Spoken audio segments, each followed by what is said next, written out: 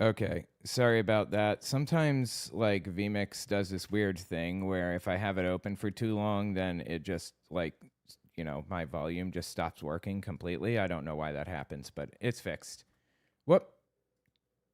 Hang on, I'm just trying to.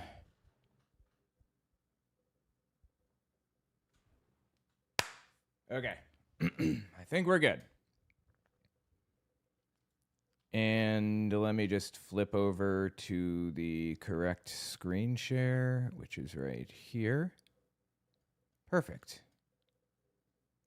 Awesome. Well, let's talk about what we're going to hit, shall we? I feel like I'm getting some frame drops. I don't know. Maybe not. Let me write down my timestamps. 1 second here. Timestamps template. All right, Breuer. I'm actually very caught up on videos. I have a lot extra. And it's been a slow news week since it's Thanksgiving. Everybody decides to be pissy at... All the politicians are pissy at their family members instead of the country. So it's a little bit slower as a result. Anyway, let's talk about Jim Breuer. This is Jim Breuer. If you don't know him, he's a comedian from like Saturday Night Live. Very, very famous. I got in a feud with him like forever ago. Seems like a super nice guy, honestly, and a very down-to-earth, honest person, but a complete nutcase, I'm sorry to say. Listen to what he had to say here. He's complaining about chemtrails.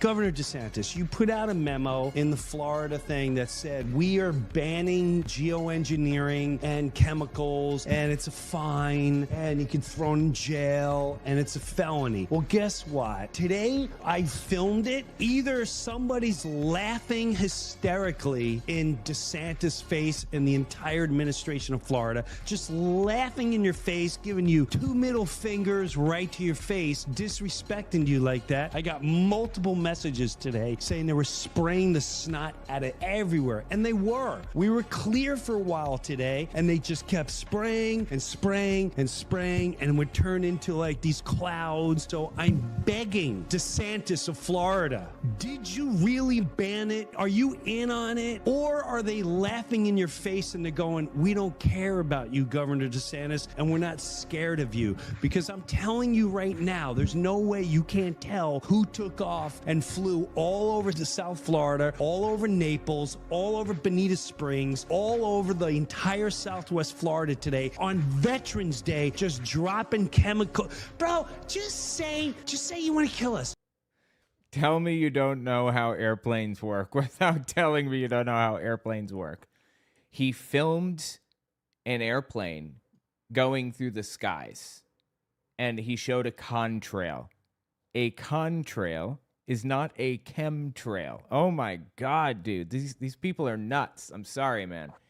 Chemtrails are this idea that whoever they is, are spraying chemicals all over the United States to control people's minds or whatever. Cat is trying to get into this room, but I keep the door shut because it's loud otherwise. Anyway.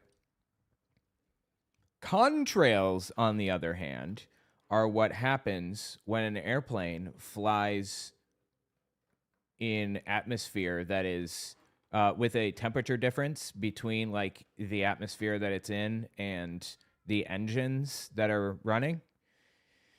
And it creates basically ice crystals that vary from, they'll stick around for 30 seconds sometimes, up to like hours.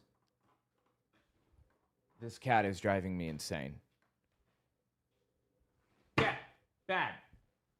Sorry. Anyway.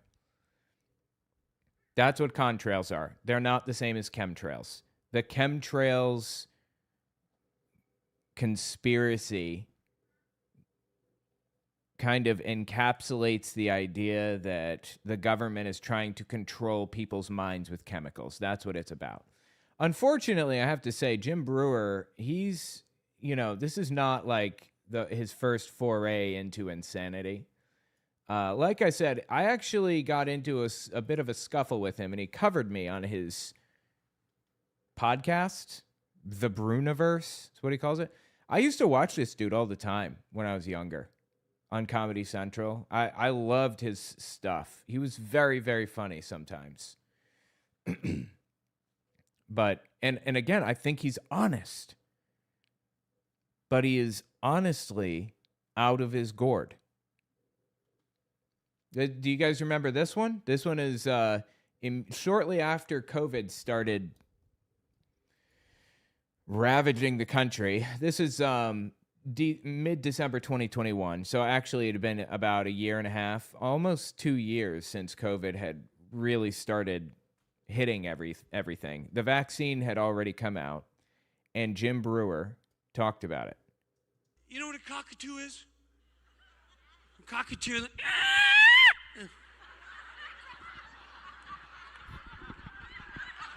Bro, is that Bill Gates in the audience? No, I'm just kidding. I'm not sure why everyone's laughing.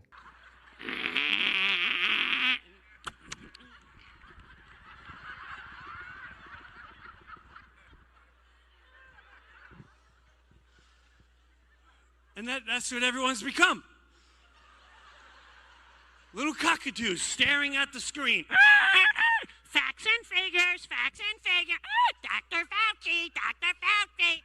Like, I'm sorry that we wanted evidence for your absolutely absurd claims that the vaccine was going to kill people any 5 minutes now, and that we were all going to suddenly die and all of that other shit. But look, we're years out from that now. I am over 30, and I have 3 COVID vaccines. I got vaccinated 3 times. Now, according to the people that Jim Breuer listened to and spoke to and based all of his stuff off of, I should be dead, right? Like Sherry Tenpenny? The more shots you get, the more you destroy your immune system and the faster that happens. This is early April 2022. And it's anticipated, the German data says There was no German data. that by the end of 2022, every fully vaccinated person over the age of 30 may have the equivalent of full-blown vaccine-induced immune-suppressed AIDS. That's not how that works. This is complete delusion. It was delusion back then as well. Psst, quit it. Fucking cat, dude. But these people fell for it. Jim Breuer fell for it and spread it. Hang on, let me shut the door. Fucking cat.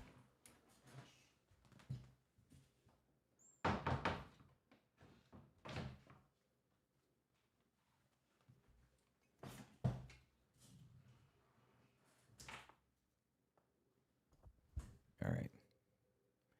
And he is like, you would think that it would click with him at some point. Like, oh, this didn't happen. Maybe I should kind of reevaluate literally everything about my life. But for some reason, that didn't happen. He didn't reevaluate anything.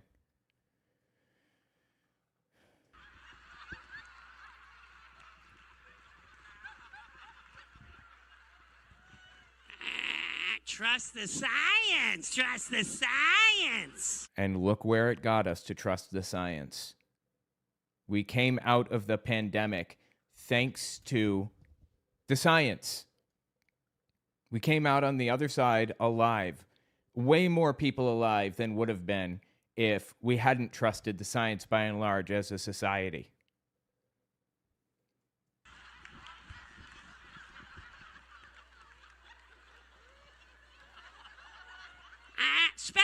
Specialist, numbers going up, one mask, 2 masks, vaccinated, double And I made this point the last time I talked about this, but Jim Brewer's wife got cancer and was very, very sick. And he trusted a specialist then. But he doesn't trust specialists now. Here's another video of Jim Breuer going completely off the deep end. I mean, full-blown QAnon extremism. This is the Reawaken America tour. They're insane.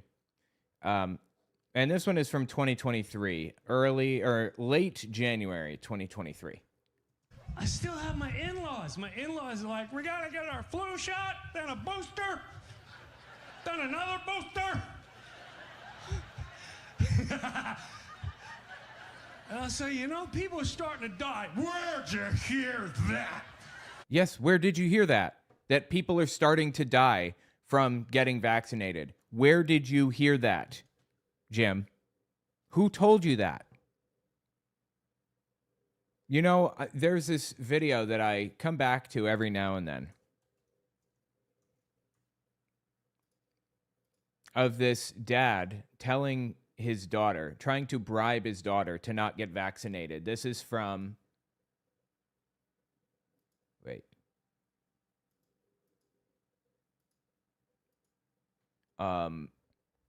late May 2021. I don't want money though. Like, I know you don't, but I don't know what else to do. you didn't do this to Michael and Kelsey. They already got it. Don't you think I know that? Don't you think I know that? Why do you think I'm fucking crazy? Your mother got it. Why do you think I'm fucking crazy? My family is gone. My family is gone. By the end of this flu season, most of you will be dead. What the fuck do you expect me to be? Okay. Did this guy reevaluate at all when this didn't happen? When his family came out the other side just fine? When they didn't die suddenly from the vaccine? When they didn't have full-blown immune-suppressed AIDS from getting booster shots? Did he reevaluate? Of course he didn't. Did Jim Breuer reevaluate? No. He's over here talking about chemtrails. It's like, what do I need to say to get through to you? What do I need to do to bust through that bubble? Is there anything that could bust through?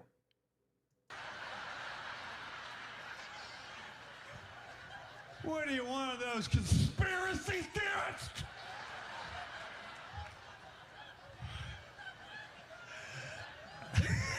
I am a fan of kind of his presentation. I think that he presents really well.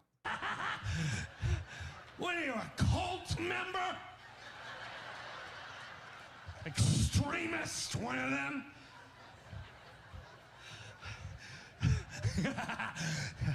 Here in the NFL,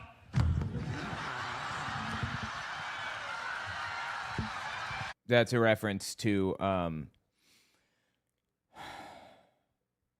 Damar Hamlin, is that his name? Who was playing football and then he got hit in the chest and he fell over and he survived and he was okay.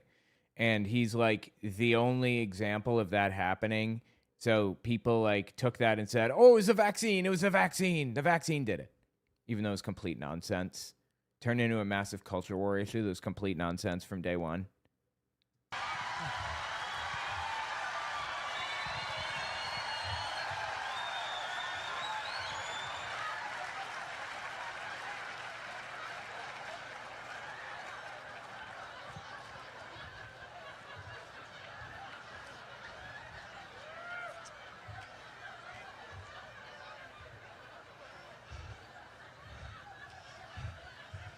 crazy conspiracy theorist.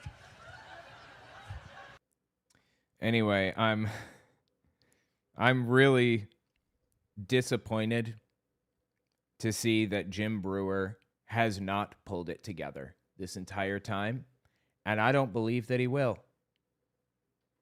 I don't believe that he's going to see the world for what it is. I mean, I had hopes because he's honest. I believe that. I believe that he is an honest person. And, you know, if you're honest for long enough and you evaluate things from an honest perspective, I like to think that you come back to reality. But I just don't think it's going to happen with him. Here's another one. Check this out. I'm telling you, people, when you see this, it's a very special club.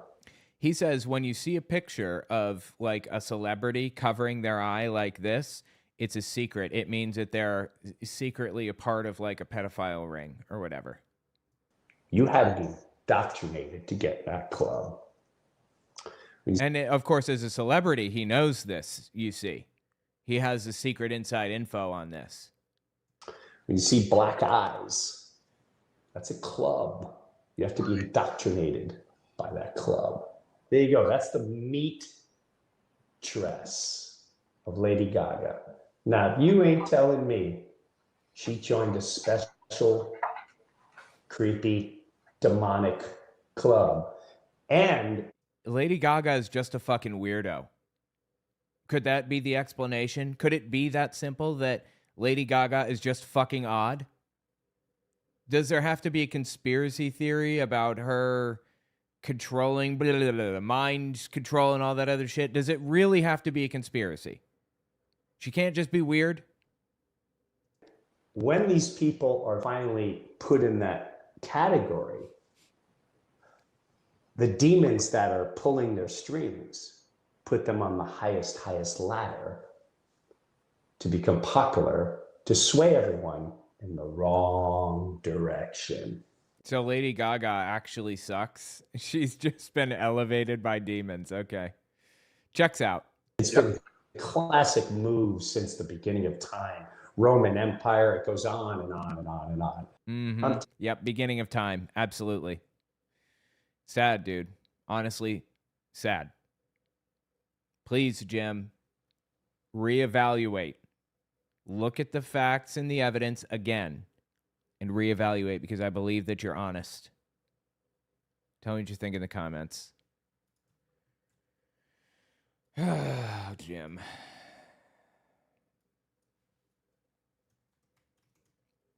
Since we're talking about chemtrails here, wait a minute. Let me just...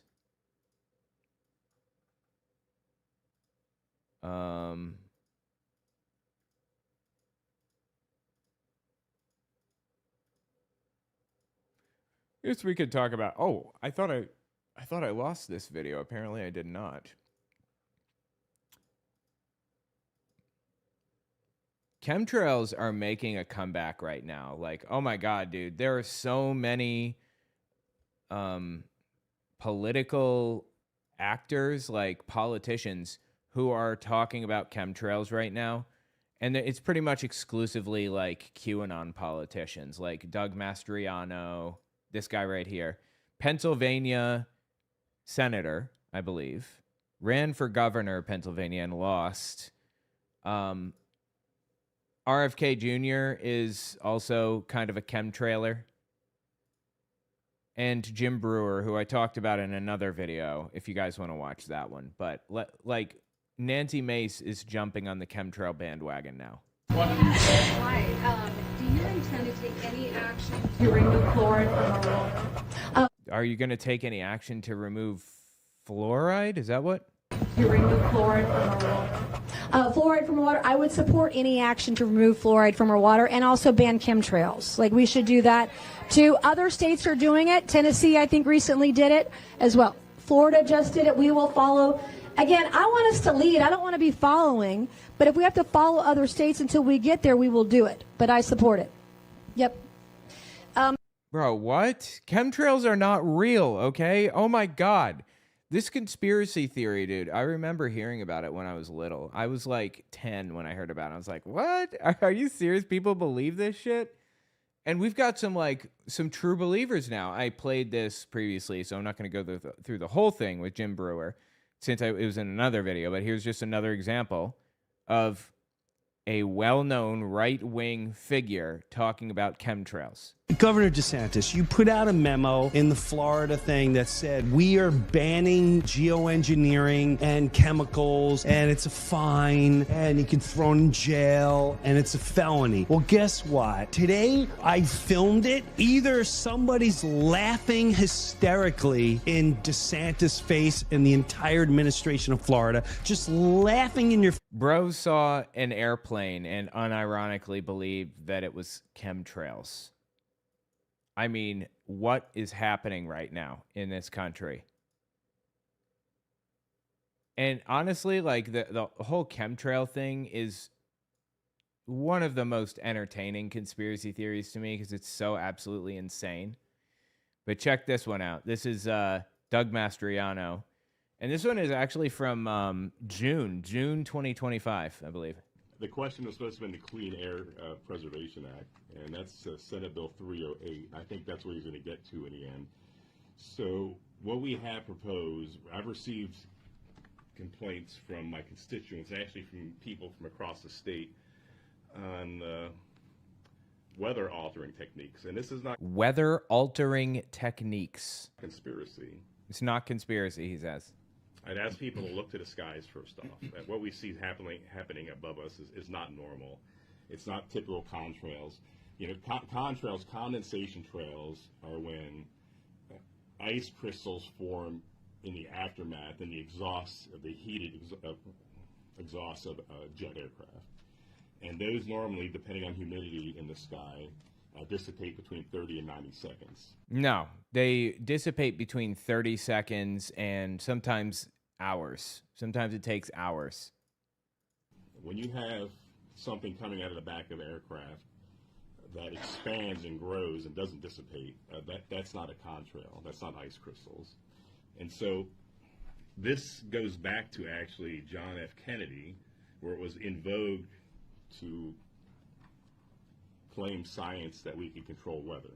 So cloud seeding became in vogue and very popular in the 60s. Yeah, cloud seeding and chemtrails are not the same thing.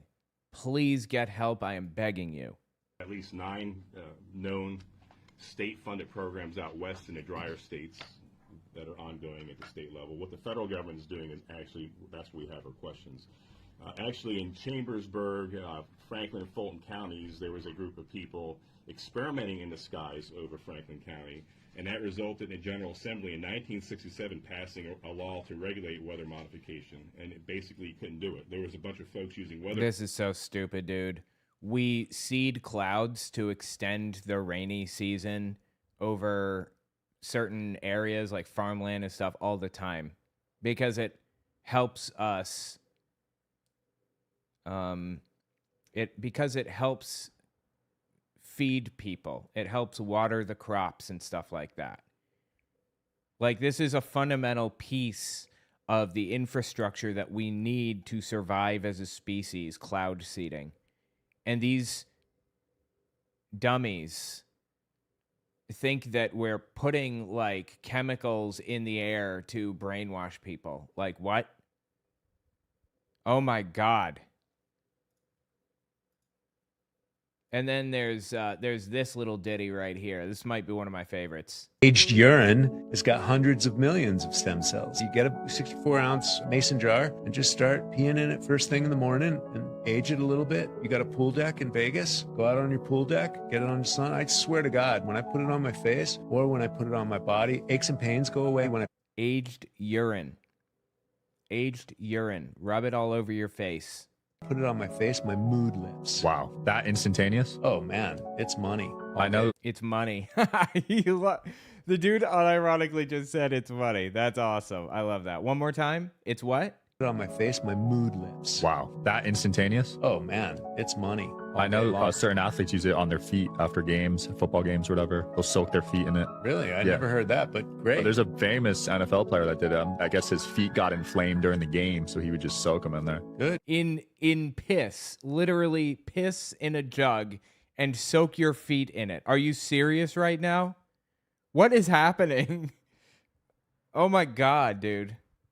Well, aged urine's making a comeback. Well, Dr. Edward Group says if you get maimed by these poison injections and... Talking about Talking about vaccines, of course. The nanobots are getting the nanobots. Yeah, and your skin's crawling with chemtrail nanobots and all this, and the hydrogels and the synthetic red blood cells. Urine is the only way back because it holds your stem cells, which is the blueprint for your DNA. No. To my understanding, it does not have stem cells in it. But either way, literally nothing that he just said was true. But you see, we've got a little bit of a pattern that we're fitting now. Chemtrails aren't just chemicals to brainwash you. They're nanobots. They're dropping nanobots from the skies. Bro, I don't know what is happening right now, but like chemtrails are massive. Messages from... Hey guys, so the chemtrails are messages from the universe, from the divine. Thank you, birds, for confirming. Thank you, birds, for confirming.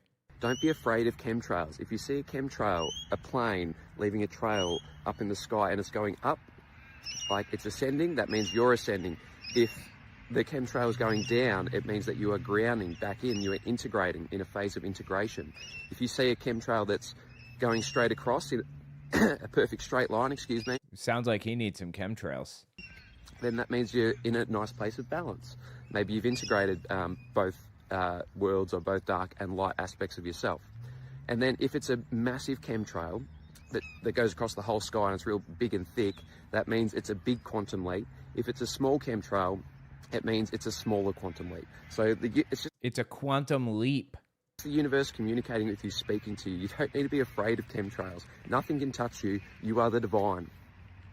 I saw this and I thought to myself, this is certainly satire, right?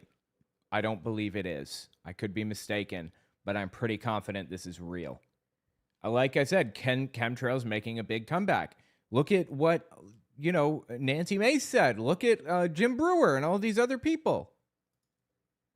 And RFK Jr. Like, it's getting so big that RFK Jr. is on Dr. Phil, and there's somebody in the audience that asked him about it.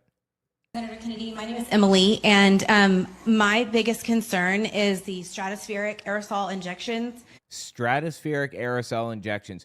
We've moved up from chemtrails all the way to stratospheric aerosol injections. Okay. That are continuously peppered on us every day. Bromium, aluminum, strontium. Bromium? Is bromium real? Do you mean bromine? Bromium. Bromium is not a chemical.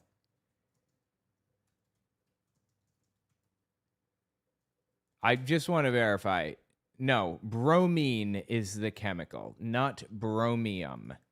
Sprayed in our skies all day long.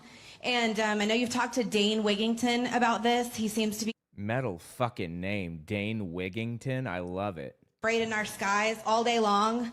And I know you've talked to Dane Wigington about this. He seems to be one of the experts in the field. Is there a question? Yes. How do we stop it? How do we stop chemtrail? Bromium, particularly. That is not happening in my agency. We don't do that. It's done, we think, by DARPA. Chemtrailer says what? That's what a chemtrailer would say. DARPA. It's done by DARPA. Yeah, blame someone else. You know you're dropping chemtrails on us. We think by DARPA, and a lot of it now is coming out of the jet fuel. Okay. Nerical says bromium, the chemical bond between bros. That's what I was thinking. Yeah, it's so stupid, dude. So, those materials are put in jet fuel. I'm going to do everything in my power to stop it. We're bringing on somebody who's going to think only about that. We're bringing on a chemtrailer to only think about chemtrails. Find out who's doing it and holding them accountable. Yes, sir. Okay, that's creepy as shit. I forgot that was at the end of the video. God, dude, it's insane. It is insane. What the hell is happening? And how do we stop it? Why do we have chemtrails all through the government right now? Like, why is this the subject that people are thinking about 24/7? This is wild to me. Anyway, tell me what you think about it in the comments. These people need help for real. It's 29 minutes. Whoop. 29. Breuer, chemtrails. Let's see. What else did I have in my tabs list? James Tallarico. Valentina. Delete tab. Okay. Oh, yeah. Charlie Kirk was another. Right. Hang on, I'm sorry. I'm just looking at my thing here. Valentina is on the list. And what else was there? I'm just checking. Sorry, 1 second here. Stream, NIFB, Webbin, and Chick Tracts. Okay, clear. Got it.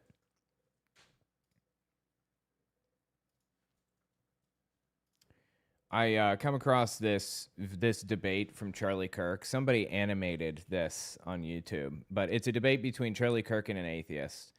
And I thought it was really interesting to kind of examine his technique and see how kind of dirty he is when he debates people sometimes. Listen to this. Sorry, it's first time. A little nervous. All right, so I have a friend named Thomas Sheedy. He is the founder of an organization called Atheists for Liberty. He is openly conservative, but he's mostly interested in atheist activism and normalizing atheism in all sects, including the conservative movement. He seems to be under the impression that a lot of conservatives, including you, are more hesitant to work with atheist organizations. Is there any truth to that? Of course, obviously, yes. Charlie Kirk hated atheists. Yes and no. I mean, if you're an atheist and you want to be part of the conservative movement, go ahead. But you must be an honest atheist and acknowledge that morality is definitionally subjective without a belief in God. I mean, it's definitionally subjective, period. There are no ifs, ands, or buts about it. And as I'm sure you can already tell, that's the angle of attack that he intends to come at this conversation from. It's going to be about morality. And analyzing how he kind of attacks atheists from a moral perspective is really vile, honestly. But let's keep listening. You cannot be an atheist and believe in objective morality. It is an impossibility. You can believe in objective morality all you want, but there is no objective morality. It's literally impossible to get your morality from the Bible. Any moral precepts it lays down are reversed a chapter later.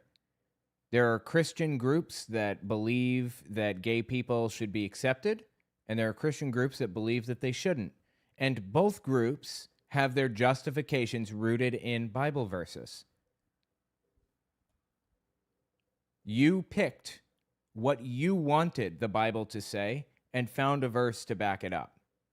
And true atheists will acknowledge this. At some point, you have an ought claim. Well, things ought to be a certain way. We as Christians, or we that believe in the divine, we have is claims that murder is wrong. Slavery is okay. Yes, that was a moral position held by religious people in the South, in the United States, honestly, today.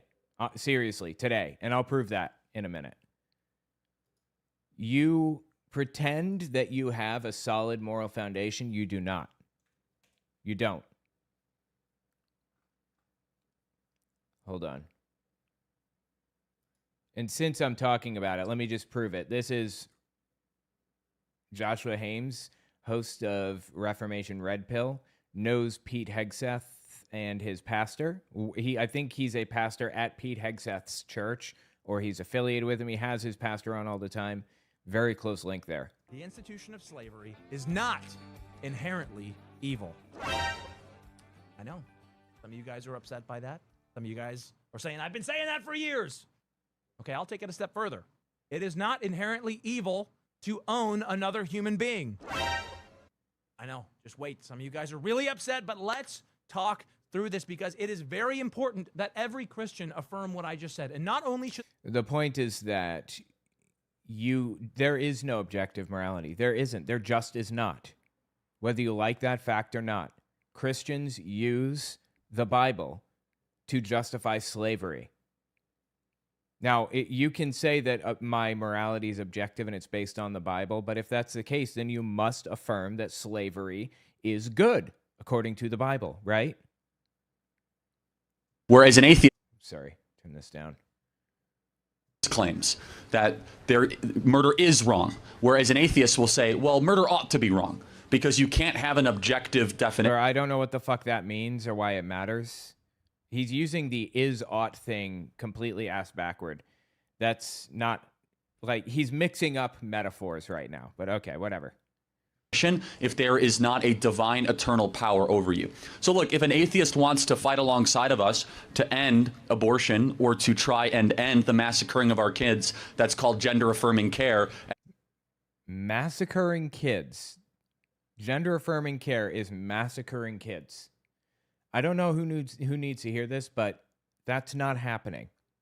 That was never happening. But okay. Or if an atheist wants to march alongside of us to say no men and female sports, they're more than welcome to be able to do that. I wonder if he feels the same about men preying on women's spaces by going into those women's spaces to look at them and to perv on them, basically.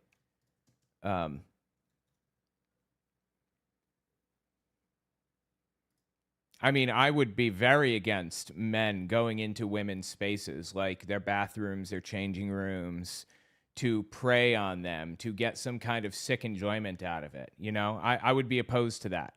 Well, you could also say, as the owner of the pageant, it's your obligation to do that. So you have done that. Now, I'll tell you the funniest is that I'll go backstage before a show. Yes. And everyone's getting dressed and ready and everything else. And, no men are anywhere.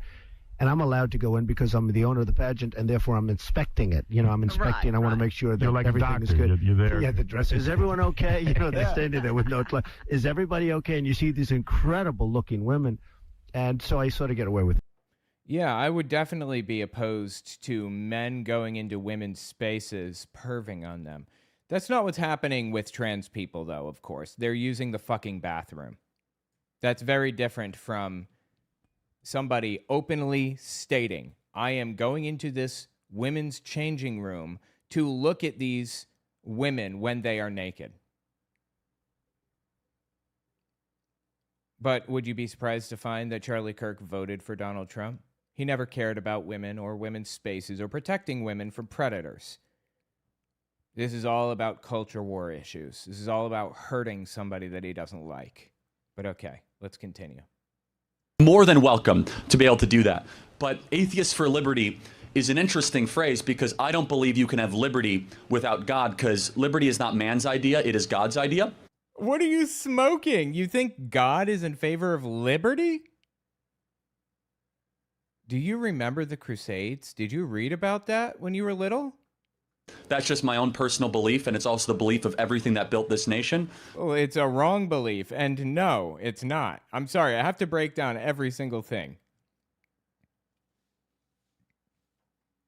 God was intentionally, specifically, explicitly not part of our Constitution intentionally. We are the first secular constitution in world history at this scale, certainly. No one had ever done this before. But yes, I know a lot of good atheists. The question, though, is how do you know they're good? It's because you're appealing to a moral authority above just the secular material realm, one that is transcendent, we would believe, given by God. Literally impossible to get your morality from the Bible. Well, I don't believe in objective morality. I do know there are plenty of atheists who are moral objectivists. Are you an atheist? Sorry to interrupt. But oh, yeah. Okay, cool. So let me just, can I ask you a question? And I know this is your first time at the mic, so I'm just going to try to be tender in doing this. This is Charlie Kirk manipulating the conversation, pushing it in a direction. He's not being tender. He's using dirty debate tactics to control the microphone. Okay. Now he's going to use another dirty debate tactic. Ready? Try to be tender in doing this. Okay, appreciate that. So you don't believe in objective morality, right? I personally don't. Okay. Was the Holocaust objectively wrong?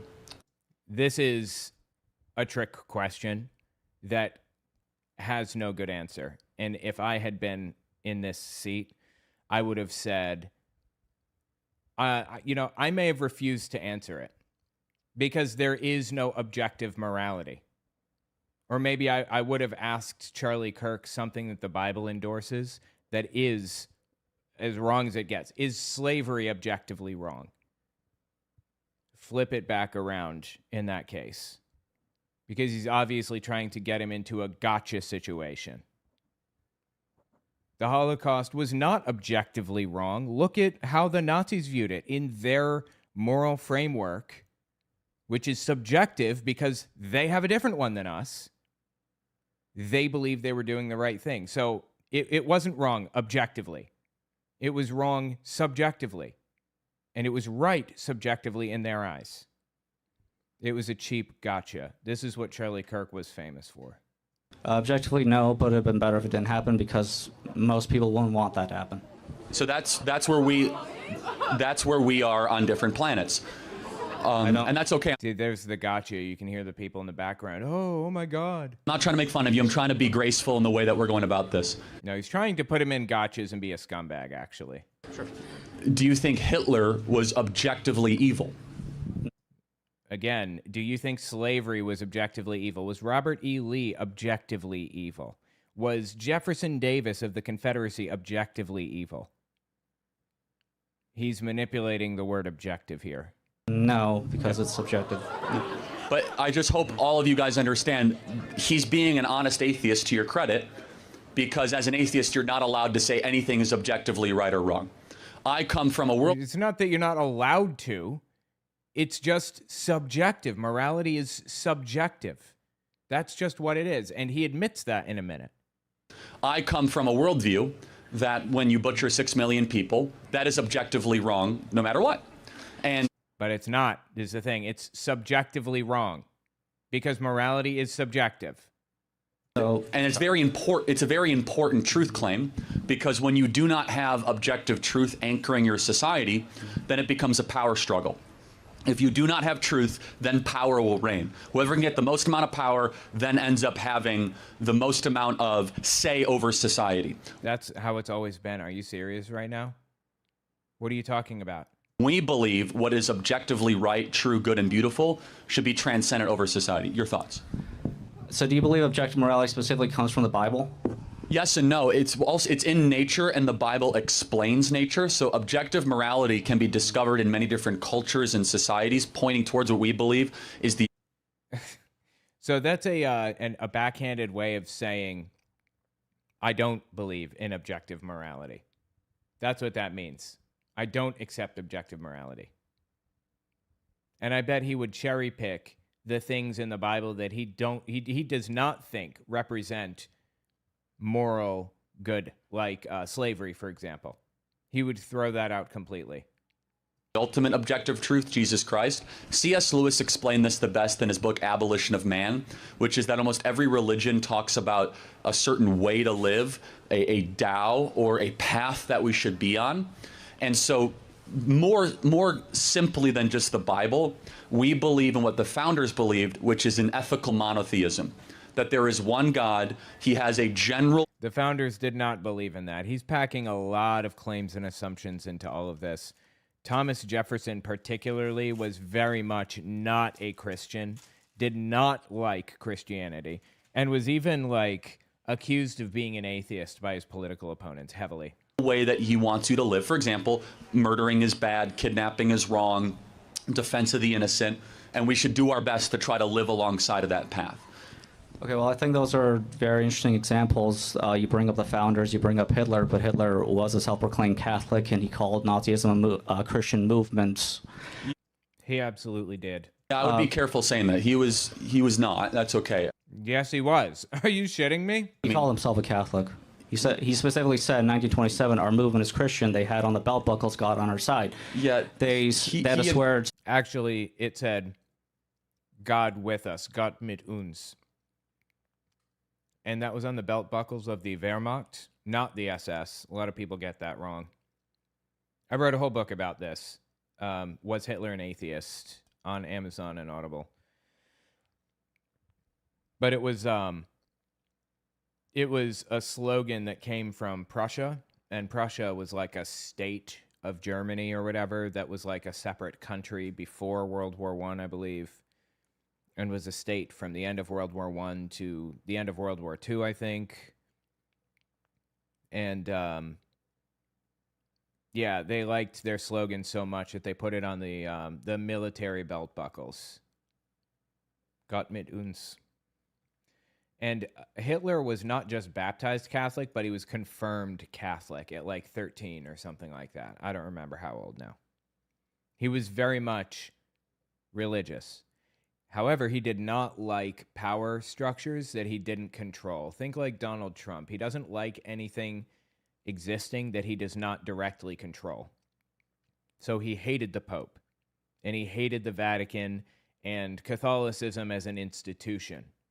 And down the line, he talked a lot of shit about the institution of religion.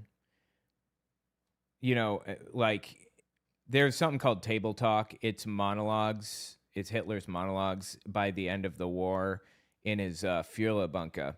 He had somebody writing down the things that he said in his monologues at dinner. Martin Bormann primarily, and some other people.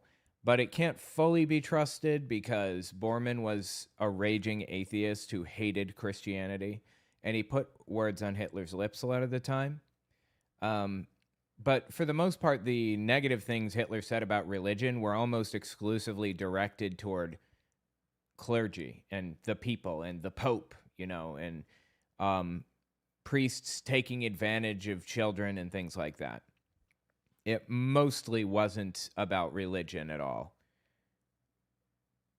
If I had to guess, I would say Hitler was a Christian all through, beginning to end, but really soured on the institution of religion by the end of his life in the last couple of years.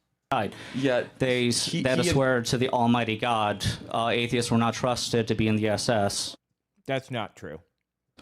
Even if I grant you that, despite the fact that he killed a lot of pastors and priests, and there, of course, you can pervert things in the name of God. No one denounces that. Just as a side note, though. Well, see, that's the problem. That's why you can't have objective morality. Because things can be, quote unquote, perverted in the name of God, like you said. Anybody can pull anything out of the Bible that they want and find a reason to justify literally any position with it. Objective morality does not exist. And Charlie Kirk knew that. Denounces that. Just as a side note, though, far more people died under the banner of atheism than Christianity in the 20th century. I'll give it a fucking rest. Mao was an atheist. Stalin was an atheist. Pol Pot was an atheist. Believing in no God actually... Yeah, and they drank water, too. You blaming water drinkers for the deaths of millions? To the destruction and the murder of well over 100 million people. And that's fine. So, again, if atheists want to come alongside us as conservatives and fight for what is good, that is great. But I will never acknowledge that atheists can tell me what is objectively good. They can only give me a preference. They cannot tell me what is right. And preferences eventually will lead you towards moral and societal decline. Okay, so I think... That's absolute absurd nonsense, obviously. Every moral precept is a preference or a belief. All of it is. And our moral positions are formed out by the society around us. Now, I've talked about this before, but it's worth mentioning again.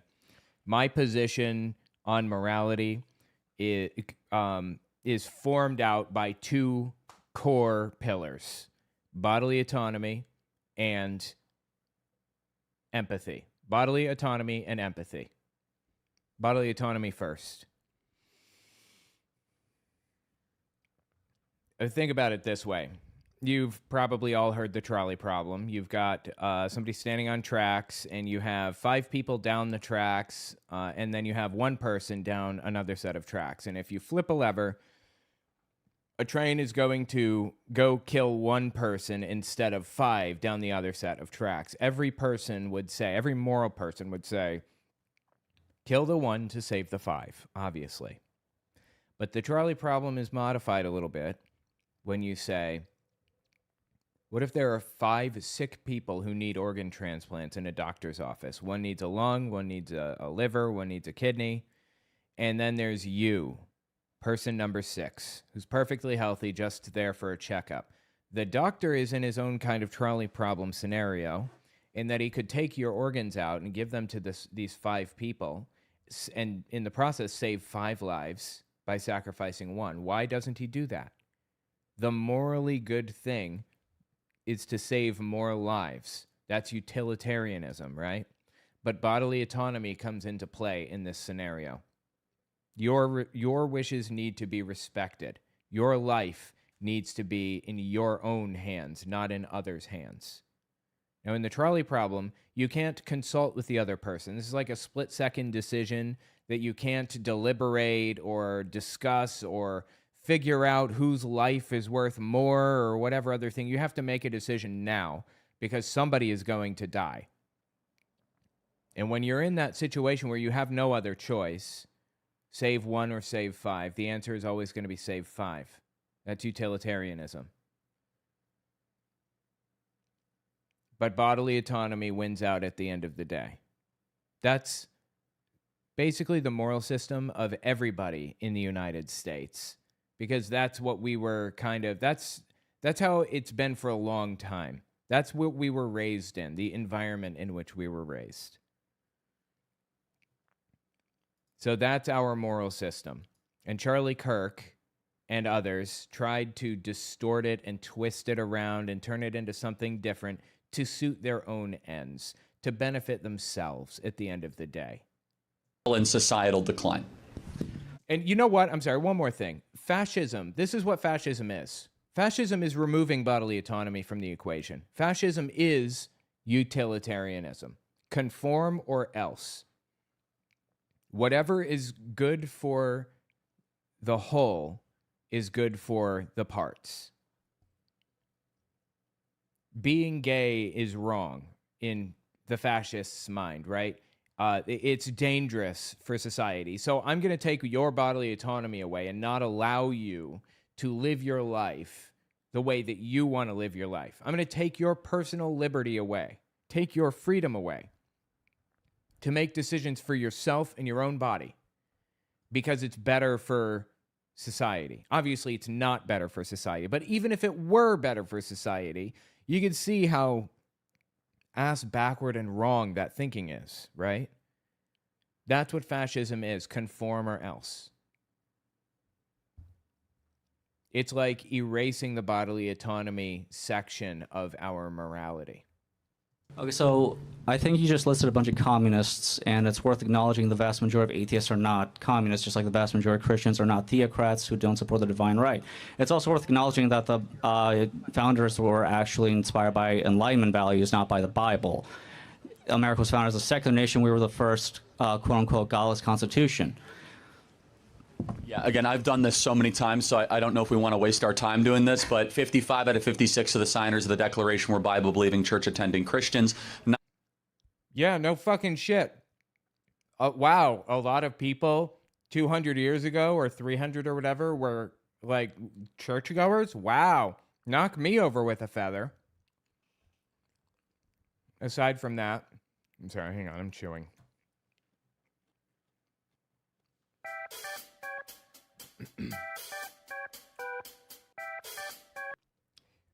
He got the statistic wrong.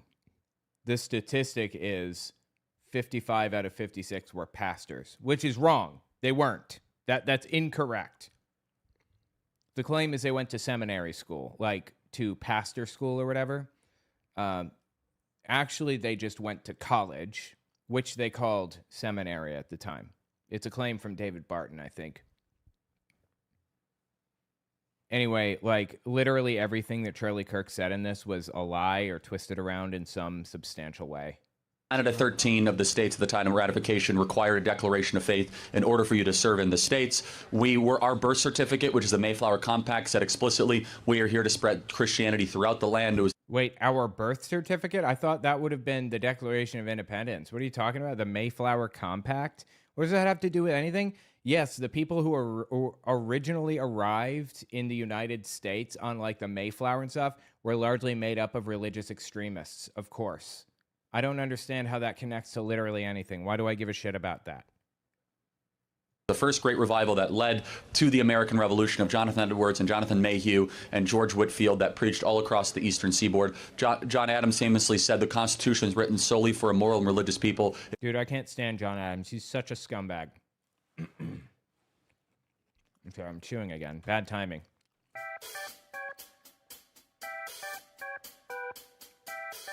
Okay. John Adams is one of the only people, one of very few founding fathers who you could legitimately say was a Christian nationalist. And that's why that quote gets thrown around every time this conversation comes up, because it's one of the only quotes that they have to back up their point. John and Abigail Adams, his wife, complete nutcases, both of them. They kept trying to write religious shit into the Constitution, and they literally kept writing new drafts because they had to erase basically what John Adams was putting in. They did not want that shit in there. Intentionally, specifically, removed a bunch of religious language from the draft, the Constitution draft. So yeah, great. Thank you for that single quote that gets passed around constantly. It's wholly inadequate for the people of any other. We were a Christian nation that was able to embrace the idea of a free society. God has mentioned No, that's the thing. You can't have a Christian society and a free society. You can have one or the other. We're a Christian nation that was able to embrace the idea of a free society. God is mentioned 4 times in the Declaration of Independence. Not only that, Jesus Christ is mentioned in the Declaration of Independence, where it says we appeal to the divine judge of the universe. Which, first of all, who gives a fuck? Why do I care about that? We're talking about the Constitution. It's a secular constitution. And I'm pretty sure the Declaration of Independence only mentions God once. I could be wrong, but in the opener, at the very least, it says, our rights come from God, basically. It wasn't saying we get our rights from God. It was saying we get our rights from outside of government, first and foremost. But, Charlie Kirk, he knew that. I'm sure he knew that. Course, is a direct appeal to Jesus in the book of Revelation. Yes, there were rationalist Enlightenment values that informed some of the founders, but it irrefutably was a Christian nation. No, it simply was not. It was intentionally, specifically, a secular nation. Maryland was Catholic. Pennsylvania was Quaker. Almost every state had their own specific type of Christian preference. The idea of an atheist or not believing in any God was an idea that was so foreign to the founders. Even Thomas Jefferson, the great deist, he revered the Bible, albeit with, some significant edits. Dude, this is such a lie. This is such complete and total bullshit, what he's saying right now. All of this is a lie. However, the idea of believing in no cosmological or no axiological or no teleological or no ontological being would be a concept that our founding fathers would not just find foreign, they would find it extraordinarily dangerous. Why? Because the French Revolution was happening simultaneously as the American Revolution, which was explicitly atheist. They actually recreated their own gods and they said, we are going to appeal to what? The God of reason. Bro, what the fuck are you smoking? He's going off in directions I can't even follow. What are you talking about? Are we talking? Wait, he said, they said we're going to appeal to the God of reason. Are we talking about the French Revolution or are we talking about the American Revolution now? I'm so lost. He's just going off on this random complaint that doesn't make any sense. And this is my final contention, is that when I talk to atheists, the French Revolution is a great example. They literally tried to change the Gregorian calendar to a 10-day week. They went and imprisoned people of faith. They put priests in jail, all these different sorts of things. And they said, we are going to appeal to the God of reason. Well, yeah, I'm sorry. Hard doubt on that. Let me just look this up to see. Hang on 1 second. No need to wonder. Just loaded up our question gun. Let's go answer hunting.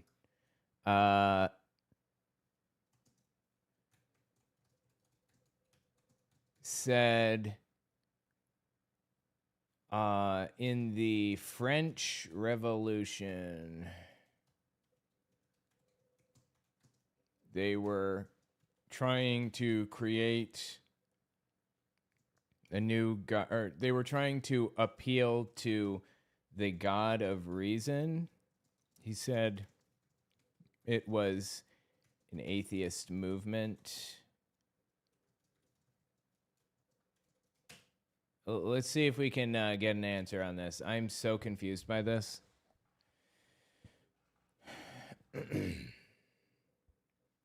Let's see.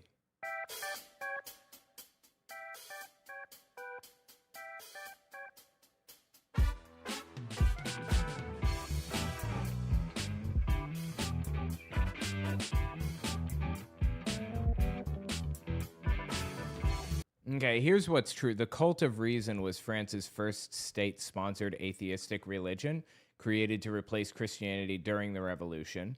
They literally did worship reason. Churches were transformed into temples of reason, with ceremonies dedicated to philosophy, and the Notre Dame Cathedral hosted a Feast of Reason on November 10th, 1793. Interesting. Where Kirk is misleading, the Cult of Reason only lasted barely a year before being replaced in 1794. And it wasn't the whole revolution. The de-Christianization was mostly motivated by political and economic concerns, stripping the Catholic Church's power and wealth. It was anti-clerical first, atheistic second. Even the revolutionaries opposed it. Robespierre was disgusted by it, calling atheism a social evil and threat to public morality. He had the Cult of Reason's leaders Hebert and Momoro executed and replaced with his deistic Cult of the Supreme Being, which believed in a creator god. It was messy. Historians describe it as a hodgepodge of ideas and multifarious phenomenon marked by disorderliness. Different places celebrated different things: reason, liberty, nature, the revolution itself. So he's twisting this completely out of proportion is the bottom line. To the God of reason. Well, how did that work out? It worked out with the guillotine and the slaughter of tens of thousands of people. The French Revolution was one of... Yeah, the guillotine for the leaders of the Cult of Reason. Like, they were killed. Thousands of people. The French Revolution was one of the greatest disasters in human recorded history. Contrast that with the American Revolution. Why did the... Wait, are you saying that the French should not have had a revolution? Am I reading this correctly? American Revolution create the greatest nation ever to exist in the history of the world, and the French Revolution resulted in a lot of blood and even the killing of their own once leader, Maximilien Robespierre. It's because we were anchored on Christian ideas. Okay. So you think that it was bad to have a French Revolution? Like, what does this have to do with literally anything? I don't understand. I'm so fucking lost right now.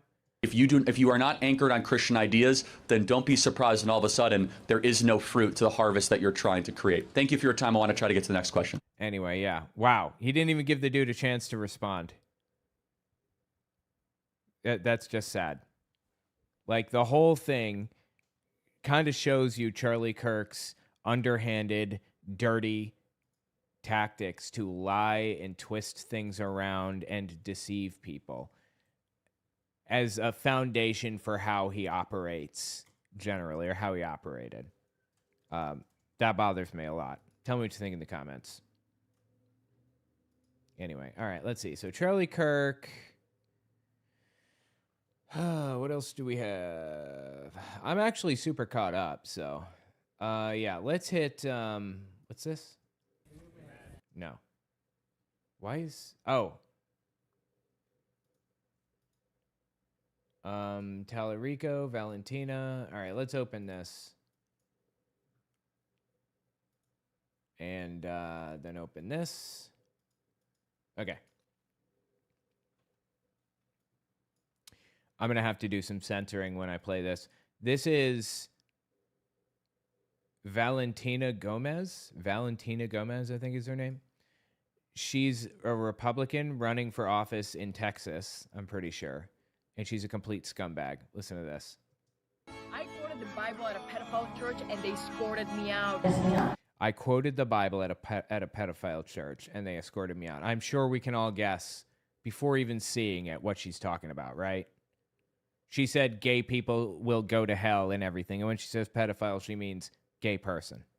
I would say Romans 1:32, homosexuality is a sin, and whoever supports that is worthy of death. You're not a pastor. You're a groomer. It's a satanic pedophile church. So, Jesus Christ, that's disgusting, dude. First of all, is it Romans 1:32? I don't think it is. I think it's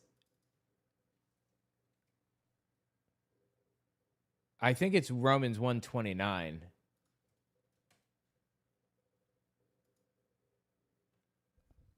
Although people know God's decree that those who do wrong deserve death, they continue to do it and also approve of others who do the same. She's basically, here, I'm just going to read the subtitles since you can't really understand what she's saying. It says, whoever supports that, being gay, that is worthy of death. You're not a pastor, you're a groomer.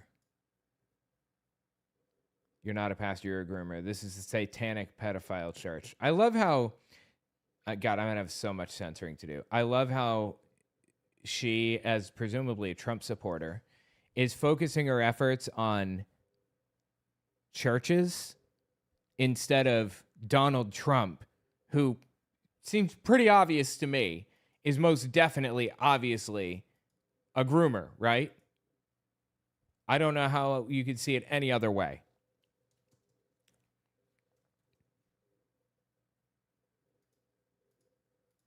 Well, you could also say, as the owner of the pageant, it's your obligation to do that. So you have done that. Now, I'll tell you the funniest is that I'll go backstage before a show. Yes. And everyone's getting dressed and ready and everything else. And, no men are anywhere. And I'm allowed to go in because I'm the owner of the pageant, and therefore I'm inspecting it. I'm inspecting. I want to make sure that like everything is doctor. good. You're there. Yeah, the dress. Is everyone okay? They're standing there with no clothes. Is everybody okay? And you see these incredible-looking women. And so I sort of get away with it. So I'm wondering why Valentina Gomez isn't showing outrage over this. Instead, she's showing outrage over people literally just going to church. They were just going to church. It's a satanic pedophile church. Leave your pride behind, get on your knees, and follow. We'll come back around in a second and talk about what she's saying. I just want to watch. Get on your knees and follow Jesus Christ. Ask God for forgiveness. Follow Jesus Christ. He's the way, the truth, and the life. Do not use his name in vain, because that's exactly what this church is doing. He's using his name in vain. Just completely disgusting person, seriously. She said that they're groomers, satanic pedophile church, leave your pride behind, get on your knees and follow Jesus Christ. Yeah, pleasure Jesus Christ like a young boy should, right? Ask God for forgiveness, follow Jesus, he's the way, the truth, and the life. Taking his name in vain. Disgusting, dude. His name in vain. This church is an abomination. All of you are an abomination. Then why the fuck are you there? Leave them alone. If you feel that way, let them live their lives and you live your life. Why do people have to be scumbags and shove their lives in everybody else's business? Like, I don't understand why she can't just go do her thing somewhere else. When I'm in Congress, I'm taking away the 501(c)(3) status of pedophile churches and terrorist mosques. We will ban halal. Wow, that's religious freedom right there, right? I'm taking away the 501(c)(3) status of churches that I disagree with religiously. I'm finding the churches that have I'm finding the churches that have doctrines that I don't like, and I am banning them. I'm getting rid of them. I am going to force them to pay taxes, unlike the other churches who I agree with, who will not have to pay taxes. Yeah, totally. Super fair, impartial process there, Valentina. Jobs, and once their terrorist funding dries up, I'm going to start buying them and tearing down every mosque one by one. I look forward to making Texas the worst place for groomers and terrorist Muslims to live in, so help me God. Jesus is King. Jesus is King. Colossal scumbag. But believe it or not, that's not the only video that I have from Valentina Gomez. Check this out. I'm not sure I can even show this on YouTube. I might have to blur it out. We'll see. But check this out. Daughters will be raped and your sons beheaded. unless we stop Islam once and for all. Literally took a flamethrower to a Quran. Why? Because she's a fucking scumbag who doesn't believe in religious liberty. I believe you should be allowed to burn a Quran out beyond, like, without question. Absolutely. And I think Islam is ridiculous and harmful and damaging. But her goal here is to be a piece of shit. There's no other underlying anything here. There's no deeper thought. There's no statement she's trying to make. She's trying to be a piece of shit. We're done turning the other cheek. Remember, we're done turning the other cheek. That is literally what Jesus told you to do. You saying you're done following Jesus? Just come out and say it. David didn't pray for Goliath. He killed them. America is a Christian nation, so those terrorist Muslims can fuck off to any of the 57 Muslim nations. There is only one true God, and that is the God of Israel.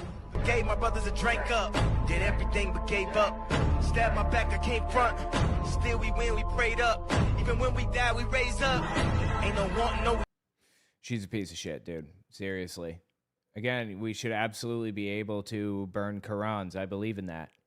But there's no deeper point that she's making here other than to just be a piece of shit, and that's just disgusting. Powered by Jesus Christ, it says.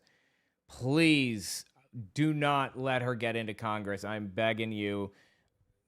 Holy Jesus of Nazareth, or Allah, whoever the hell is listening, please prevent her from getting into Congress, because that would be wild, dude. Oh my God. We already have Marjorie Taylor Greene. We already had Marjorie Taylor Greene. We already put up with that stupid shit. Don't make me do it again. Let's see. I'm just trying to think for a second if there's something else. Wait.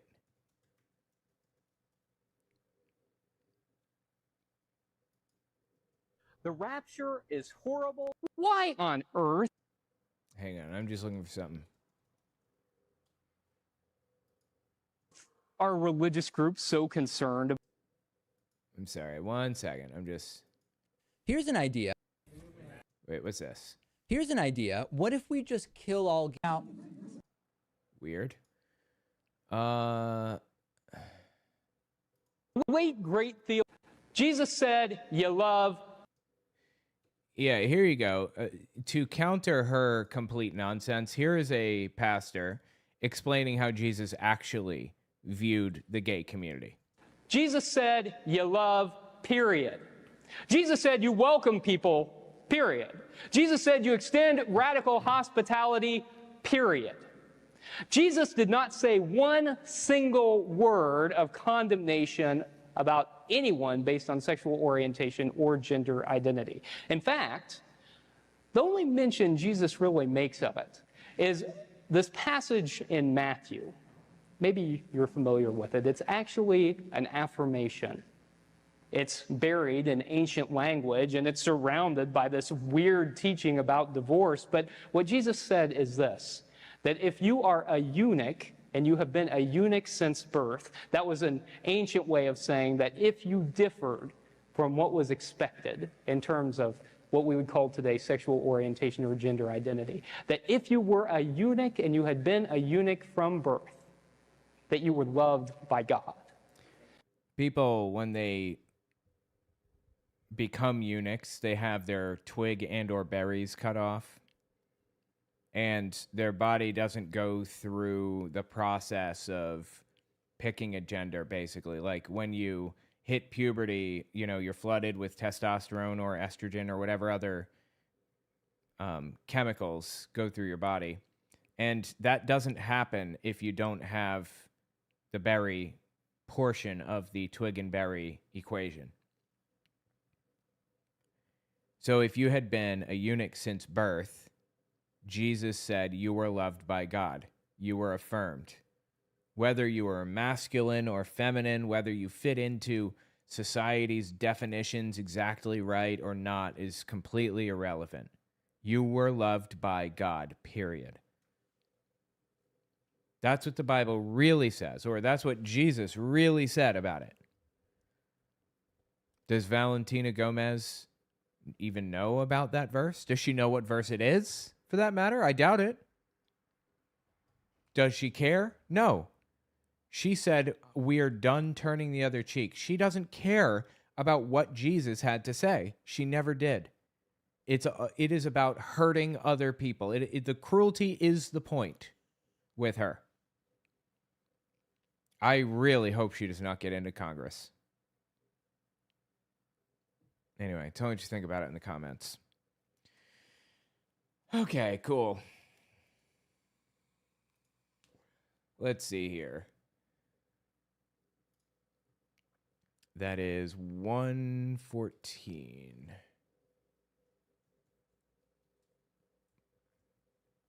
102 to 114.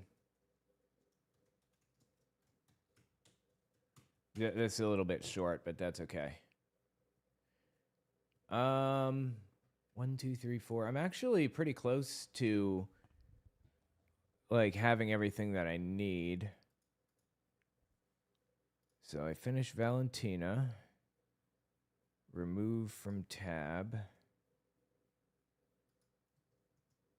And then we've got James Tallarico. We also got the Charlie Kirk thing.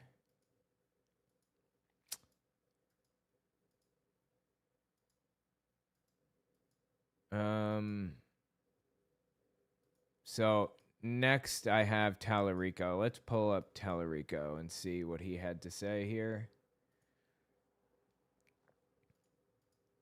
Open.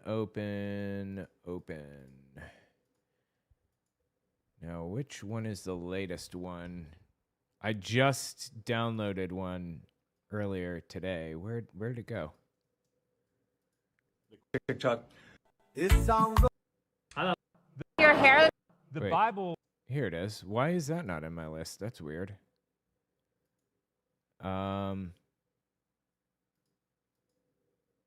Wait, was it in my list? I don't understand. I'm so lost. It was in my list. Did I have this from before? I must have. That's weird. Okay. All right. This is James Tallarico. He's making a big splash right now. People are talking about him maybe as the next Democratic, the next Democratic president candidate, possibly. I mean, it'll probably be Gavin Newsom or somebody like that. But he's on the short list. Listen to this. The Bible doesn't mention abortion or gay marriage, but it goes on and on about forgiving debt, liberating the poor, and healing the sick. Christian nationalists like to say this is a Christian nation. Not only is that historically inaccurate, not only is that theologically blasphemous, but it's also just not true. Look around us. If this was truly a Christian nation, we would forgive student debt. I believe that this guy's a pastor. I could be wrong. He's a Christian at the very least. If this was truly a Christian nation, we would guarantee health care to every single person. If this was truly a Christian nation, we would love all of our LGBTQ neighbors. If this was truly a Christian nation, we would make sure every child in this state and in this country was housed, fed, clothed, educated, and insured. If this was truly a Christian nation, we would never make it a Christian nation, because we know the table of fellowship is open to everybody, including our Buddhist, Hindu, Jewish, Muslim, Sikh, and atheist neighbors. And most importantly, you can't have a free country and a Christian country. They are mutually exclusive. Either people are free to live their lives and do what they want, or, all right, let me put it this way. The First Amendment contradicts the First Commandment. The First Amendment says you have freedom of religion. You can do whatever you want as long as it's not affecting me. Freedom of press, freedom of religion, freedom of speech. There are like 5 freedoms in there, whatever. The First Commandment says you shall have no other gods before me. You cannot have both the Constitution and the Bible. So I say, if you want the Bible, have the Bible. And government will enforce you being allowed to have that Bible. That's what government is for, protecting our rights. Making sure you're allowed to practice your religion as you see fit.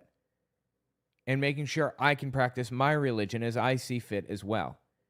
But they want to take it that additional step. They don't want to let people practice their religion. They want to force them to practice their religion. Jesus could have started a Christian theocracy, but love would never do that. Well, I think Jesus definitely wanted to, but okay, that's neither here nor there. The closest thing we have to the kingdom of heaven is a multiracial, multicultural democracy where power is truly shared among all people, something that's yet to exist in human history. That's really interesting, right? Like, he's had some really good zingers. He's seriously torn down some Christian nationalists in spectacular ways. Check this one out. Donald Trump promises to destroy his enemies, but Jesus calls us to love our enemies.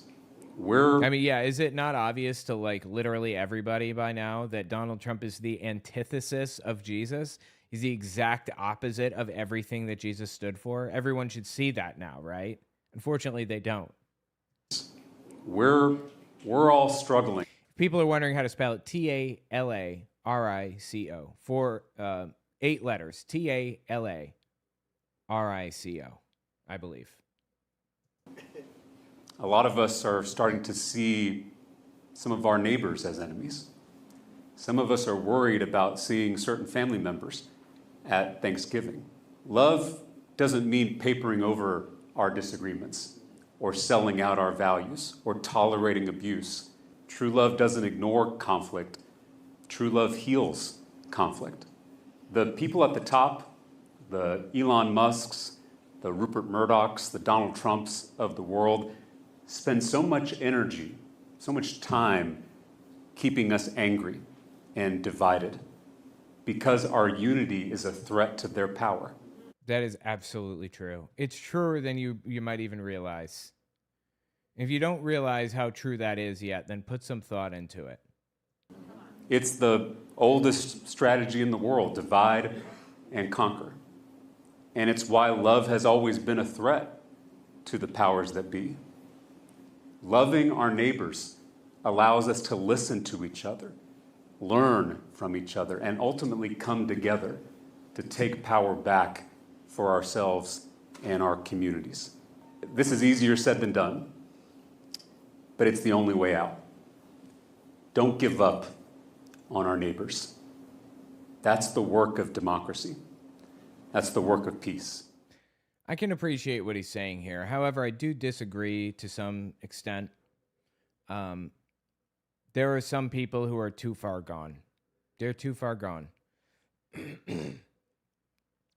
Trump tries to divide people by convincing them that I want post-birth abortion, that I want to be able to kill a kid who's a year old if I don't want the kid anymore. That's complete delusion, right? Obviously, that's nonsense. But then there are people who believe that white people are just superior to black people. And I'm sorry, I can't, come together with that. I can't. I can come together and work with you and try to explain to you that I don't want post-birth abortion. Literally, nobody does. But how do you come together with a white supremacist, with a literal, self-avowed Nazi? There are some things you cannot work out. So I mostly agree with him here. And it's absolutely true that Trump is trying to divide people. But, there are some people you cannot mend fences with, in my opinion. Is there a separation of church and state in this country? Yes. That's an interesting question. No, it's a very straightforward question with a straightforward answer. Yes, there is separation of church and state. First sentence of the First Amendment of the Constitution. that has been debated a great deal. But what I'm going to say to you is I'm going to quote some of our earliest forefathers. Do you think that our forefathers... I want to give you a chance to talk, but I also just want to make sure that I'm getting an answer to my question. Is there a separation of church and state? Did those that first Congress, that earliest Congress, when they authorized the production of a complete King James Bible, was that a separation of church and state? Yes, because they were not writing a law to establish a state church. That was crossing a line that shouldn't have been crossed, although at that time, the separation of church and state hadn't been fully formed out. She's talking about the very first Congress, like one of the very first acts as a government or whatever. But the separation of church and state had been established from like 1787 clear through to like early 1800s. It had been very clearly established by Thomas Jefferson, by the courts, and by many others. So, yes, they were separated. Church and state were separated in the earliest days. Again, this was like established within the first 20 years of the country forming. I'm just asking you a simple question. I think that I think I've answered it. You haven't. You know who coined the term separation of I church and do. state? Who Yes. is that? I believe it was Jefferson. Thomas Jefferson. Yes. Yeah. Thomas Jefferson in that letter was referring to the First Amendment of the Constitution, the Establishment Clause and the Free Exercise Clause, which clearly create a separation of church and state. I have some scholars here that can better answer your specific questions, and I am not that person. Okay. We established that our founding fathers wanted a separation of church and state. But, I did not establish that. I absolutely did not establish Historical that. fact established that. I disagree with that. Okay, I don't give a shit if you disagree with it. Historical fact established it. Are you shitting me right now? This is partly David Barton's doing. David Barton is friends with Kent Hovind, is a young earth creationist and the whole 9 yards, and he just brazenly makes shit up. Kent Hovind does, and David Barton does. For example, Barton wrote this, he wrote this book in I think the 90s maybe, and he talked about this movement, I guess, called the Black Robe Regiment in the early days of the founding of the country. The Black Robe Regiment, they were pastors who would wear their black robes, and at the end of the church service, they'd pull their black robes off, and they'd be wearing like military fatigues or whatever underneath, and they'd take their church out back of the church, and they would train them on rifles, how to shoot, and all that other stuff. It's completely made up. Like, literally, none of that happened. The name was even made up by David Barton in that book that he wrote. The name Black Robe Regiment did not start showing up. Like, you can go on Google Books and look at when words were used the most throughout history. Black Robe Regiment didn't appear until David Barton wrote it in his book. There's Black Regiment, which is a regiment of mostly black people who fought in World War II, completely unrelated. The Black Robe Regiment was not real. The point is, David Barton makes shit up for a living. And it was so egregious that the book publisher had the book pulled from the shelves because of how many lies were in it. Anyway, she's probably got David Barton sitting back there. He's a liar. And calls himself a constitutionalist or constitutional scholar or whatever. He literally has a 4-year degree from a Christian university in divinity or some stupid shit. Well, fact established I that. disagree with that. Do you think the Constitution is foundational to our country? I do. Why doesn't your bill mandate that the Constitution be posted in every Well, classroom. if you want to carry that bill, you can. I'm carrying the bill that I chose. Well, she chose that bill because she believes that the Bible is more important than the Constitution is the point. Not just in her personal life, but should be more important by mandate to the people in the country. They should be forced to see the Bible as more important than the Constitution. Well, yeah, and I'm not interested in micromanaging what posters are put up in classrooms, which is why I would never carry a bill like this. But I'm asking why, since you are in the business of deciding what posters are up in a classroom, which ones aren't, why is the Constitution not taking that prime spot? Dude, I love what he just did. Did you guys catch that? She said, if you want to do that, you can do that. And he said, I'm not in the business of micromanaging what posters people put up. I love that, dude. That was clever. Because it's the most foundational document. That's a pretty sick got you. Why don't you put the Constitution up instead of the Bible? That is awesome. I'm so tired. I'm just. That's okay. I know. Brain fog. Brain fog. I'm tired. Yep. Totally. Let me move on. Let me move on. Yeah, I'm just. I'll move on. Trying to. Yes, I understand. So stupid, dude. I love that. That was awesome. People saying they want the cats on cam. All right. I'll open the door so the cats can come in. Hang on.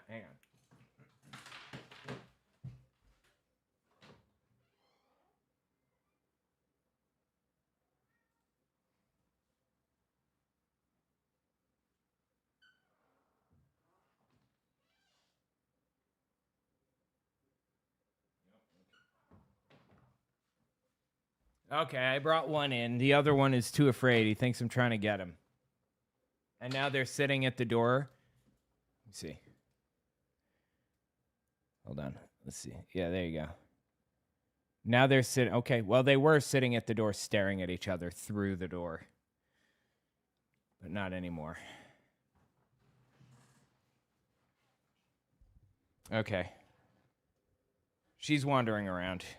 I think she could probably get out if she wanted, so she might. Hang on 1 second. Now I got to fix the camera.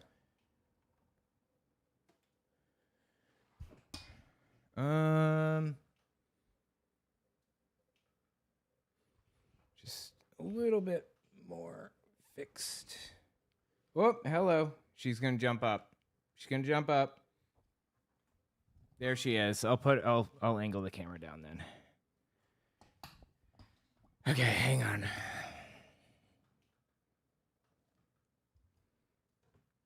There you go. Good kitty. Good kitty. Oh, she's such a good kitty. You see her? She's getting so many pets. Let me just turn the camera to get her face a bit better.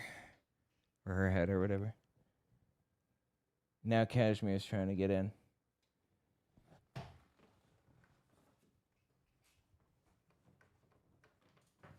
Hang on 1 second. I'm trying to get the door.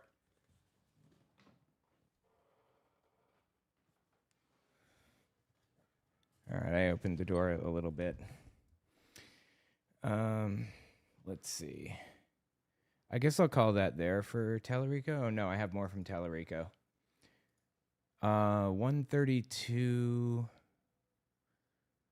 Let's watch one more from Tallarico. Project 2025 is rooted in Christian nationalism. We all know that Donald Trump is not religious. I doubt he's ever opened a Bible. But agreed. But Trump is surrounded by religious extremists. As long as they give him power, he'll give them their policies, just like he did when he overturned Roe v. Wade. The man who is rumored to be chief of staff in a second Trump administration is a self-proclaimed Christian nationalist. Yeah, so this was from before Trump won, I guess. Who is his chief of staff? The deputy chief of staff is Stephen Miller.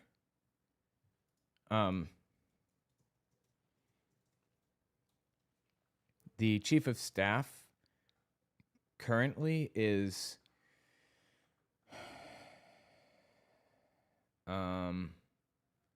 Susie Wiles. Who the hell is Susie Wiles? I'm unfamiliar with this person, Susie Wiles. Well, anyway, Stephen Miller, I believe, is Deputy Chief of Staff, and he's a complete nutcase. He's a Nazi. In Project 2025, they're already planning to ban abortion nationwide, ban IVF, ban contraception. They're even talking about banning what they call recreational sex. In my view, this is the Christian Taliban.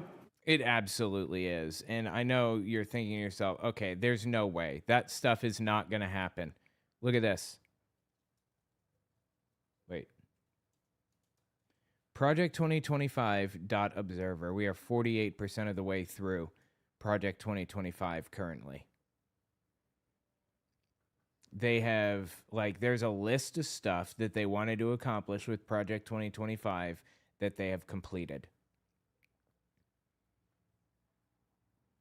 Some of those things are basically get rid of U.S. aid.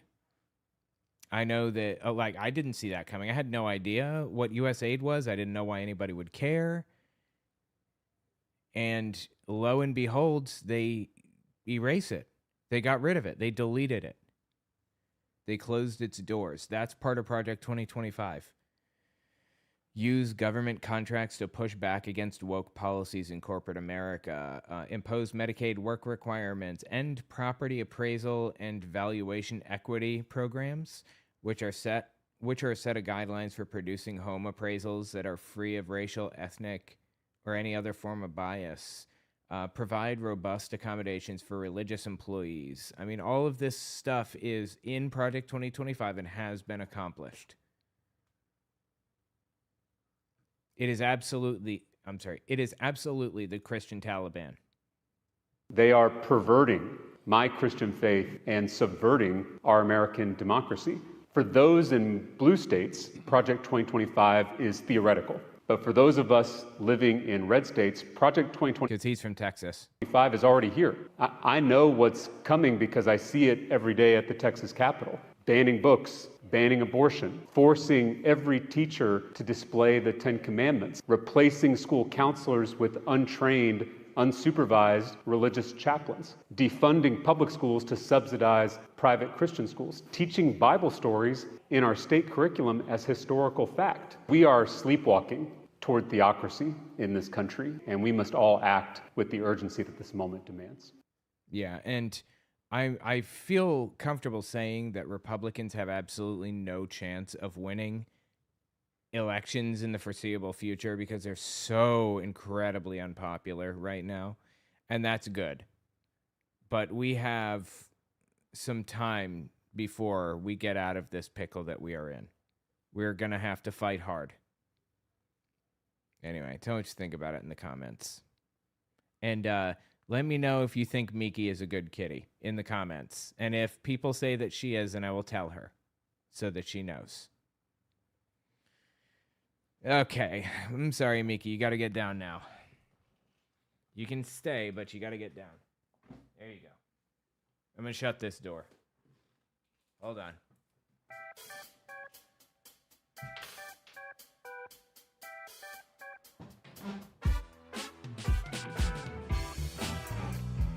If they really want out, they'll get out.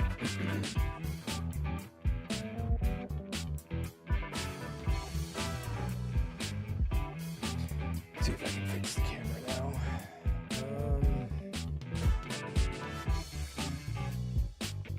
Just angle it more. A little bit more. That's pretty close, I guess. That'll do. Awesome.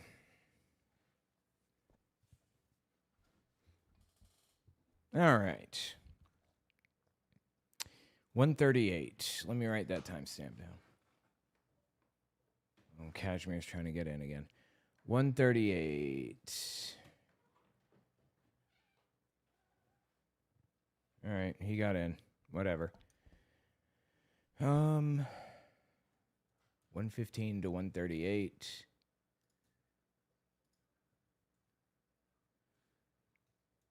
And then I had, let's see, Tallarico is done. So I can close that tab. And then I have Nick Fuentes debate with Hitler. Debate about how good Hitler is. And we're not going to hit that this time around, but it's an hour and a half long debate that I want to listen to. So we're going to go through that maybe on the Unfiltered channel soon.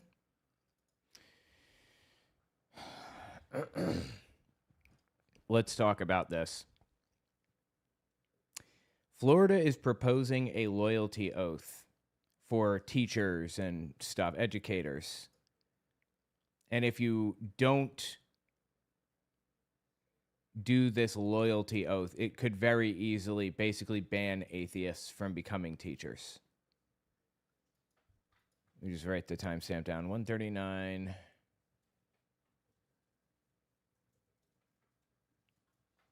Psst. Quit it. This is on the Friendly Atheist website. A pair of Republican bills meant to force Florida teachers to pledge allegiance to the Constitution and loyalty to the country would, as written, effectively ban atheists and some religious educators from working in the state.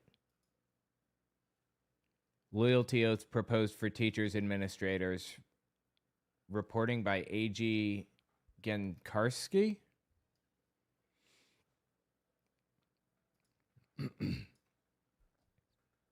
Senate Bill 430, sponsored by State Senator Clay Yarborough, and House Bill 147, sponsored by State Rep. Tom Fabricio,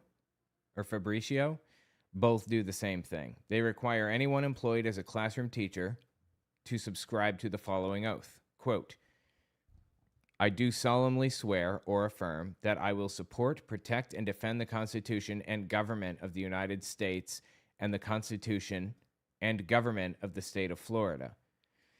That I am duly qualified for employment as a classroom teacher in this state. I have to point out, like, we very specifically swear an oath to the Constitution and not anything else like kings or anybody else, because we don't want to be in a position where we would have to uphold an oath of loyalty to an individual or an institution or whatever. We uphold our oath to the Constitution. We protect people's rights. That I am duly qualified for employment as a classroom teacher in this state.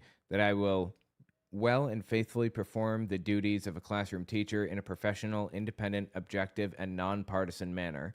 That I will uphold the highest standards of academic integrity and professional ethics.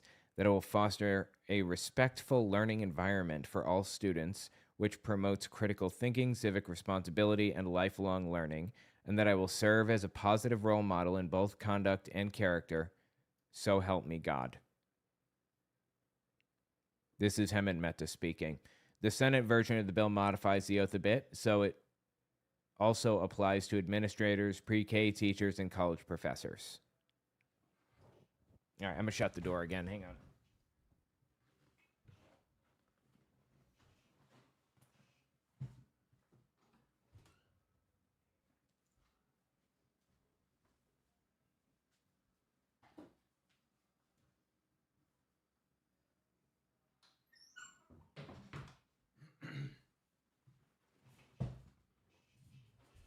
That little idiot Kashmir couldn't figure out what to do. He knew that I wanted him out of the room, and for that reason, he didn't want to be out of the room. It's just because the door has to be shut. Like, I wouldn't mind if he just stayed in here and was fine, but, you know, that's not Kashmir. You can see the obvious problem, though, besides just being a complete waste of time, as if traitors are secretly plotting to turn children into little communists by becoming middle school teachers. They genuinely believe that, though. It requires everyone to say, "So help me God," at the very end.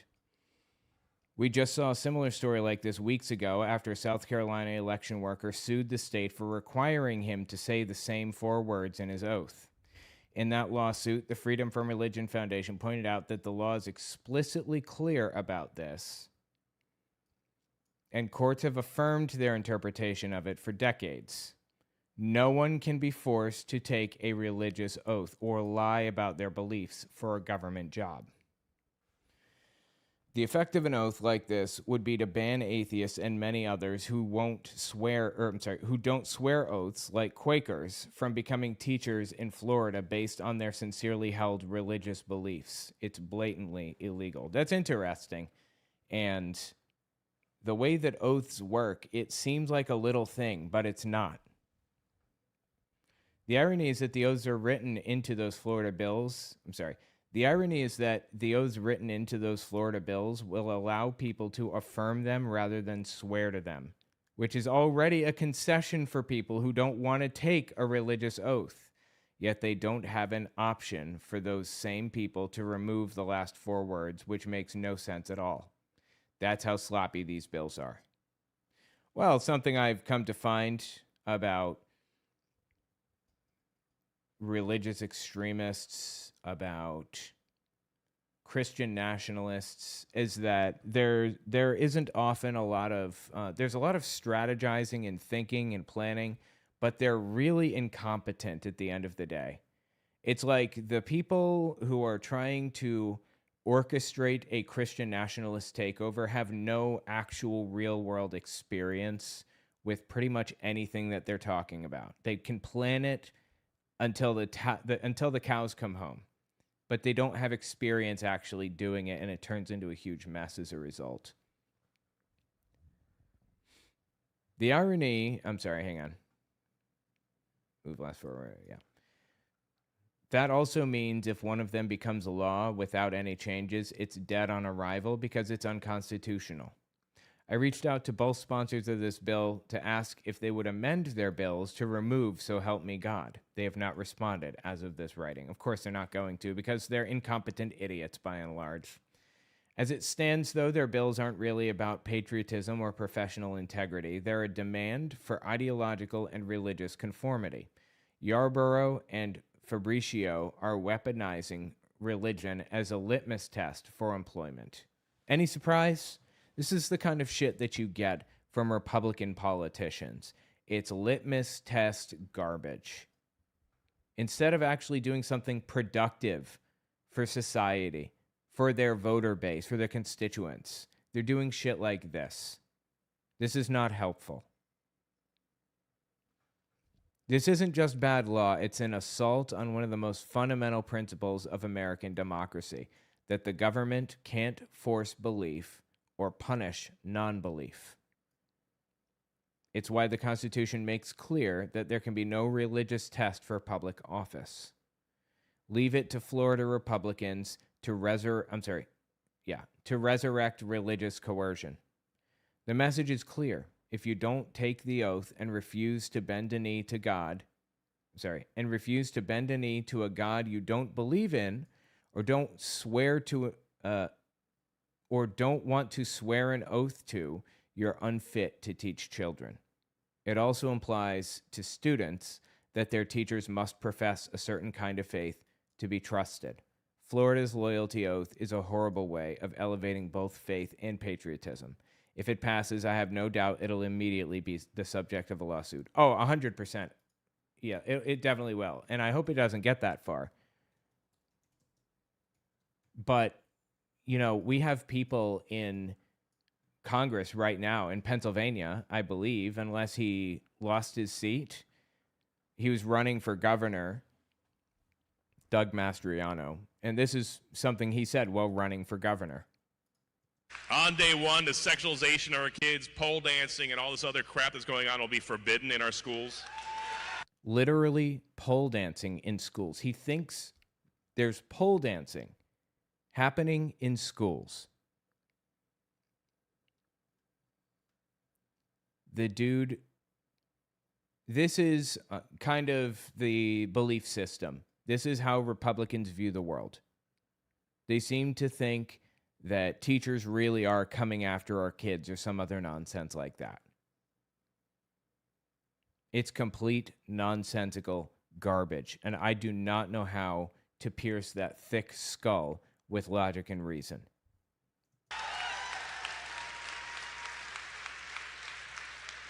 On day one, all the pornographic books that are in elementary schools will be pulled out.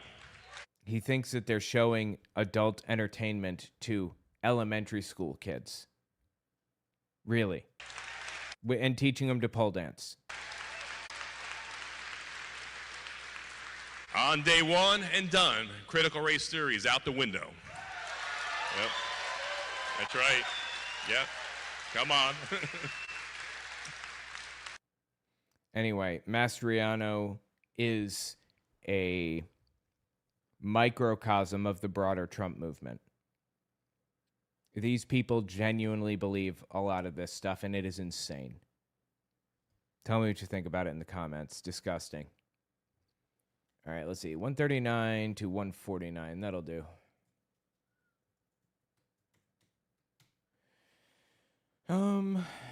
Let's see. Sorry I haven't hit the super chats recently. Some see conspiracies as the most mundane things. I know.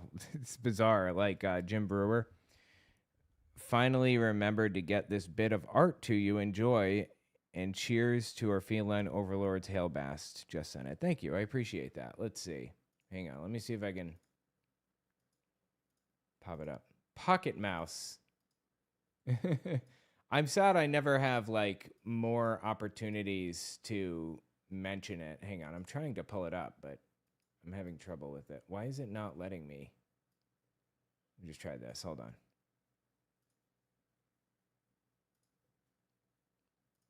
Yeah, I look for an opportunity to say, what do you have, a mouse in your pocket? But unfortunately, I don't get those opportunities very often.